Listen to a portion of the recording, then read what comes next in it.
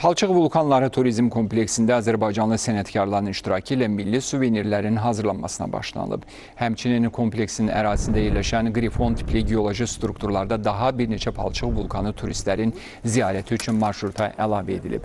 Dövlət Turizm Agentliyi tabeliyindəki qoruq və müəssisələrə bu ilin 9 ay ərzində ziyarət edənlərin sayını da açıqlayıb. Belə ki, ötən ilin eyni dövrü ilə müqayisədə 25,71% artım olub. Qoruq və mədəniyyət müəssisələrinə ümumilikdə 706 min turist gəlmişdir, ziyarət etmişdir. Bu turistlər statistikası 706 min sırf bilet alaraq ziyarət edənlərin sayından söhbət gedir. Turistlərin 547 mini xaricilərdir, yəni ümumi say 77%, yəni ümumi turistlərin 77%-ni xaricilər təşkil edirlər.